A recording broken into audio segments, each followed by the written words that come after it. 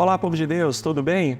Bem-vindos ao canal Atos 1:14, esse portal que nós criamos com a intenção de evangelizar, de levar um pouco da palavra de Deus, um pouco da espiritualidade e de curiosidades também de vários assuntos relacionados à nossa igreja, à palavra de Deus, e que possa aproximar cada vez mais pessoas também do Senhor e da nossa igreja. Seja muito bem-vindo. Esse aqui é uma editoria que nós temos que é o Padre Responde, onde a gente dá a oportunidade de todos de mandar perguntas, sugestões, críticas, para que o Padre Giovanni possa, com sua sabedoria de sacerdote, de filósofo, de vivência de vida, compartilhar um pouco com a gente a sua opinião e a visão da igreja. Como é que vai, Padre? Tudo bem? Tudo bem, Euler, graças a Deus. Preparado para mais uma? Preparado para mais uma. A gente espera que esses vídeos, que esse conteúdo esteja chegando ao coração de muita gente, ao coração das pessoas que estão buscando, de fato, uma proximidade com Deus, com a nossa igreja, que essas pessoas estejam voltando para a nossa igreja, permanecendo na nossa igreja, porque isso é o intuito. O intuito é fazer com que a evangelização aconteça de uma maneira mais eficaz. Verdade. Já convido a vocês o e-mail que aparece na tela, você pode mandar aí a sua mensagem, ou mesmo deixar nos comentários dos vídeos também, que na medida do possível nós vamos separar e vamos trazer para cá, tá bom? Podemos começar? Podemos começar aí. Então tá bom, olha só. A Regina Célia mandou pra gente, perguntando: Olá, Padre Giovanni, gostaria de saber como morreu Maria, mãe de Jesus. Acho que tem muitas pessoas com a mesma dúvida. O canal está ótimo, parabéns pela iniciativa.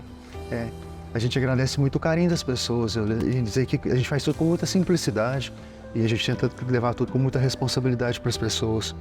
Maria, segundo os dogmas da igreja, não morreu. Ela foi assunta aos céus. E nós celebramos esse dogma da igreja no dia 15 de agosto, a festa da Assunção de Nossa Senhora. Então a nossa igreja coloca como dogma de fé que Maria, mãe de Jesus, foi assunta ao céu de corpo e alma. Isso não existe nos textos bíblicos. Isso é um dogma estabelecido pela igreja.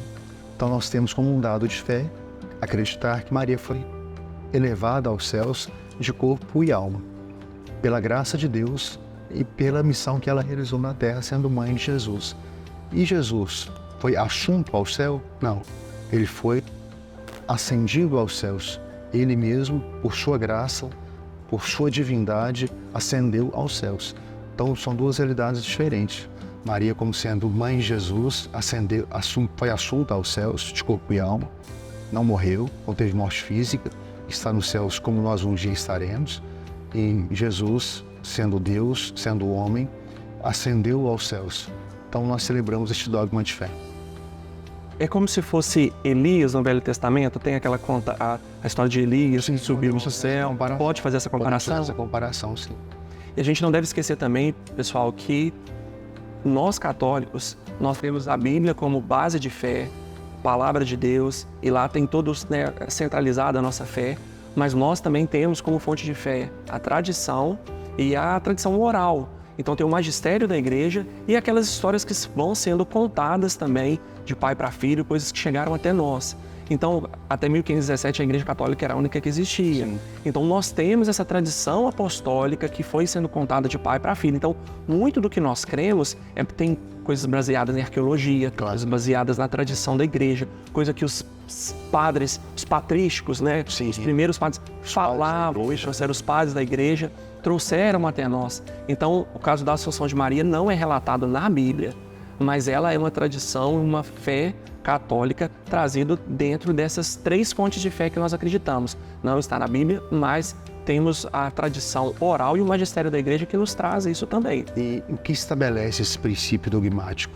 A isenção do pecado, por ser a mãe de Jesus, Deus a escolheu por ser a mãe de Jesus, Maria Imaculada, não teve a mancha do pecado, e isso permitiu com que ela não esperasse o fim dos tempos para ressuscitar, diferente de nós, Nós trazemos na nossa concepção a mancha do pecado.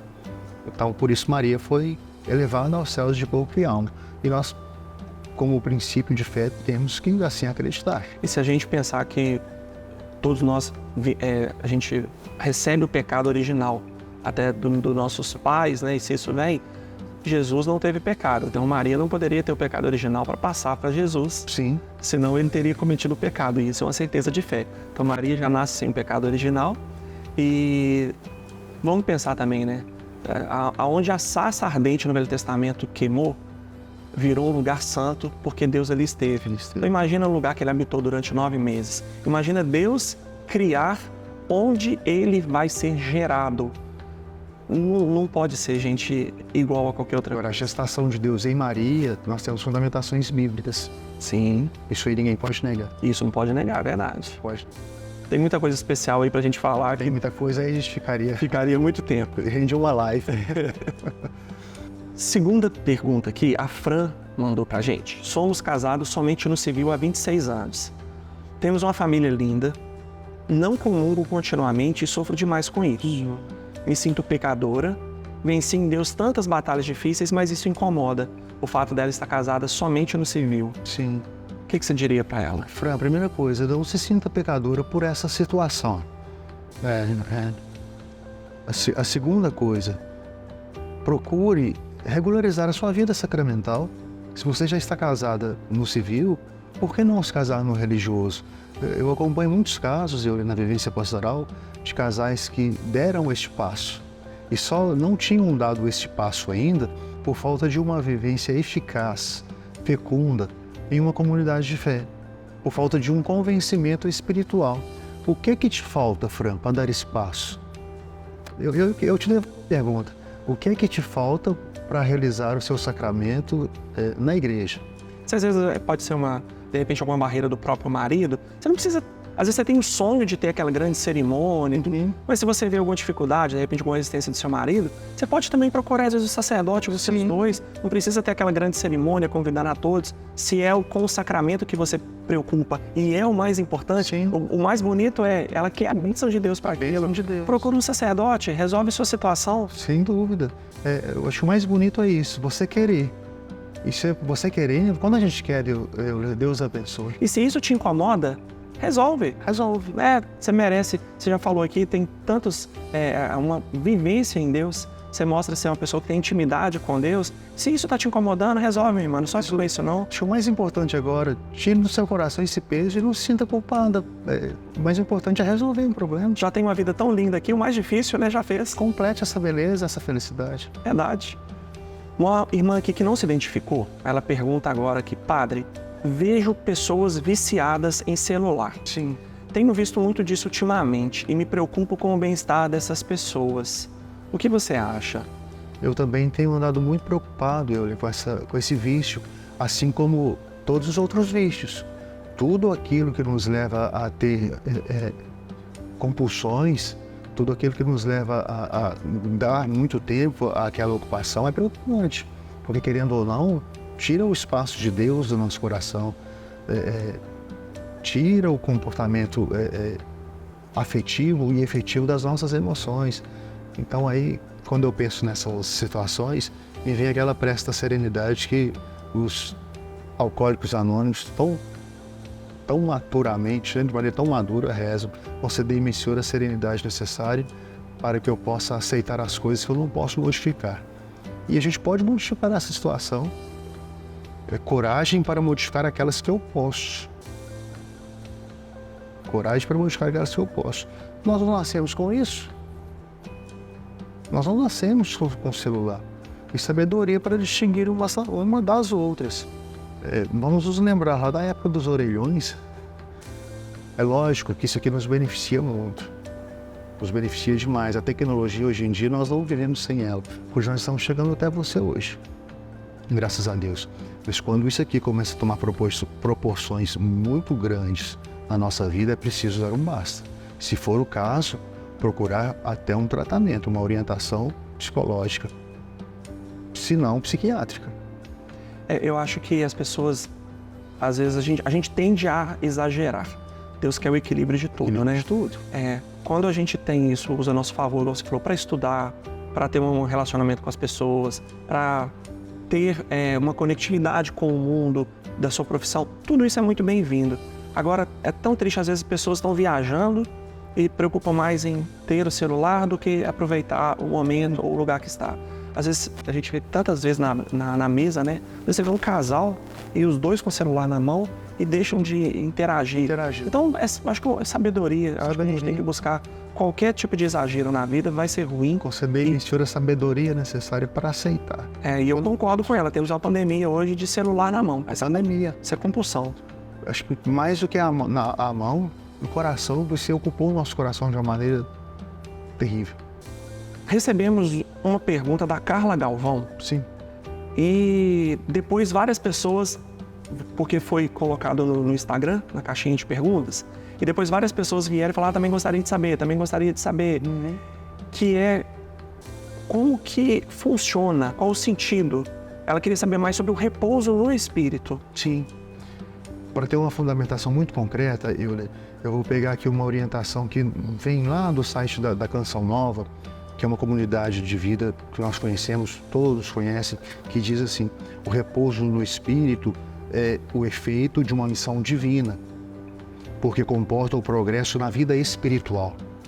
Comporta o progresso na vida espiritual, e porque constitui um novo estado de graça santificante. O repouso no espírito resulta, portanto, de uma nova efusão do Espírito Santo, mas de um gênero diferente que o batismo no Espírito Santo provoca. Muitas pessoas não estão acostumadas à vivência do repouso no Espírito, mas é algo santificante. Se aconteceu com você, não tenha medo, é um estado santificante de graça. Nossas comunidades poderiam viver mais isso. Os grupos de orações vivem bastante isso. Algumas celebrações acontecem muito isso. A igreja tem, em algumas situações, que vivenciam muito isso, mas tudo com moderação, nada forçado. Não é porque a gente está chorando, não é porque a gente está louvando, não é porque a gente está emocionado que acontecem esses repousos e que o Espírito Santo está presente. Só existe a efusão do Espírito Santo em nós, em uma comunidade, se existe a conversão dos corações e a modificação dos comportamentos. Aí sim, o Espírito Santo de Deus está presente. Uma vez eu vi uma pregação do padre Roberto Lettieri, e até para falar, quem não entendeu o que é o repouso no Espírito, é principalmente quando as pessoas, em algum momento de oração, principalmente quando há uma procissão com o Santíssimo, um momento de adoração, muitas vezes elas desmaiam, ou elas sentam, ou ela tem algum momento que ela perde um pouco a lucidez, mas tudo dentro de algo que Deus coloca ali para ela. E o padre Roberto, ele colocava que você pode ter isso desde um descanso físico que Deus quer proporcionar, até algum tipo de libertação espiritual. Então é uma experiência ali que Deus dá a cada um naquele momento, baseada em algo que ele sente como necessário para aquela vida. Então vem de Deus, né? O mais importante é isso, né? Vem de Deus e é para isso que a gente tem que trabalhar, gente, para coisas que nós ainda não vimos. Porque coisas que nós vemos, nós já trabalhamos. Nós estamos falando do mundo espiritual, né? Nós estamos falando do mundo espiritual. E, gente, é para isso que a nossa igreja existe. As coisas materiais, sociais, coisas tangíveis, são muito bem-vindas e a igreja precisa trabalhar para isso. Mas a nossa igreja existe para trabalhar para o mundo espiritual. É nisso que nós cremos, para isso nós existimos, para salvar almas. A Gisele Mendes mandou para a gente aqui, perguntando se a gente vê algum problema com a terapia. É contrário aos princípios da igreja para lidar melhor com as emoções? O senhor aconselha? A terapia psicológica. Psicológico? Não vejo. Recomendo, inclusive. Eu faço terapia, já fiz por muitos anos. Recomendo, sobretudo, para que a nossa mente esteja saudável. Eu digo que existem 3 dimensões de saúde. A saúde espiritual, que é a nossa santidade, a nossa saúde física, né? E a nossa saúde mental, que é a nossa sanidade. Se nós não cuidarmos dessas 3 dimensões, nós estamos caminhando para a nossa doença do corpo todo. Então, cuide da sua saúde mental, cuide do seu físico, mas cuide principalmente do seu espírito. Se essas 3 dimensões não estiverem integralmente saudáveis, nós não estaremos prontos para dar conta daquilo que o mundo nos oferece e que Deus espera de nós como missão. Busca primeiro o reino de Deus e tudo virá de acréscimo. Mas não deixa de cuidar das outras partes também. Busque a Deus, busque seu relacionamento com Ele, mas busque, cuidar da sua saúde. E a terapia é super indicada, é comprovado cientificamente que faz bem, que orienta, as pessoas se conhecem, né? E se for necessário, trabalhar de uma maneira preventiva. Muitas pessoas buscam depois que o leite derramou, como se diz, né? Mas se você já percebeu sinais que você precisa dessa terapia, já busque. Não deixe para te tirar do poço. Se você já está se aproximando do poço, busque essa terapia, busque uma ajuda. Toda ajuda para o nosso bem-estar é bem-vindo, gente. Padre Giovanni Marques, muito obrigado. Terminamos mais uma. Foi tranquilo, né? Deus lhe pague, Euler Rodrigues, pela oportunidade. Pessoal, muito obrigado a todos vocês que estão acompanhando, compartilhando vídeos. Fica o convite, manda para aquela pessoa que você acha que pode ajudar também. Compartilha, curte o canal e ajuda a gente a divulgar e ampliar essa obra cada vez mais, atingindo pessoas falando de Deus, né? É um desafio para você que já está inscrito. O convite é pelo menos mais 5 pessoas a se inscrever. É verdade. Para a gente multiplicar aí o número de pessoas, não pela quantidade, gente, mas pela necessidade de pessoas que precisam ser alcançadas para o reino de Deus. Obrigado, pessoal. Deus abençoe a todos. Até a próxima.